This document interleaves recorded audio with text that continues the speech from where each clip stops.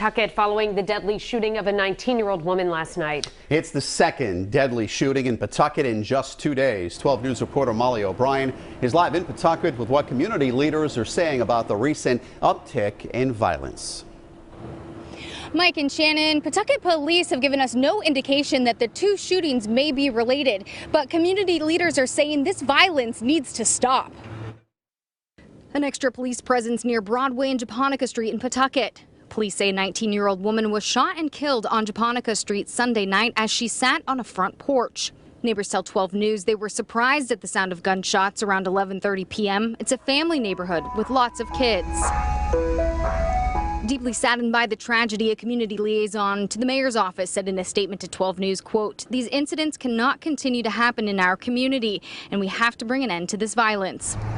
This marks the second fatal Pawtucket shooting within 2 days. Police say Leonardo Tavares was shot and killed Saturday night on Randall Street. This really awful news, it's so heartbreaking. I know our community is, we're scared, we're tired, we know something needs to happen. So it's just been really tough. Well, the city is working with the Nonviolence Institute to help get resources for the victim's family. State Representative Karen Alzate says she is talking with fellow leaders on what can be done. Pawtucket is not a violent community, right? That's not who we are, and that's not how we're going to define ourselves. And Pawtucket police have not released the victim's name, but they do tell us this investigation is ongoing, and they ask anyone with information to give them a call.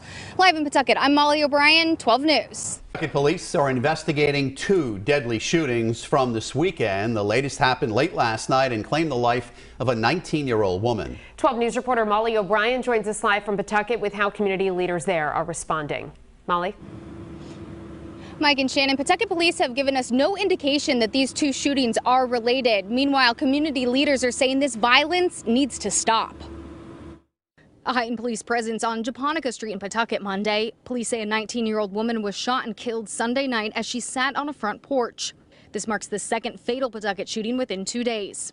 State Representative Karen Alzate says these acts of violence do not define the city. Like, Pawtucket is not a violent community. My district is not a violent community. So we are taking the necessary steps so that this does not happen, but we can't do this alone. And it has to be a community effort. City Council President David Moran agrees. Certainly, I would say be concerned, but not concerned for your own safety. I mean, in the sense that you still have to live your lives normally as every day goes on, but the police are on top of the situation. Well, community liaison tells 12 News the city is working with the Nonviolence Institute to help the victim's family. Alzate says she is talking with fellow leaders on what else can be done. We definitely know that we need to discuss gun violence and what legislation have we put in for that. We can't wait until something terrible happens again. We need to pass legislation now that really combats all of it. And as you can see, community leaders emphasizing it's going to take a community effort to curb this violence. Pawtucket police say if you have any information regarding these shootings, go ahead and give them a call. Live in Pawtucket, I'm Molly O'Brien, 12 News.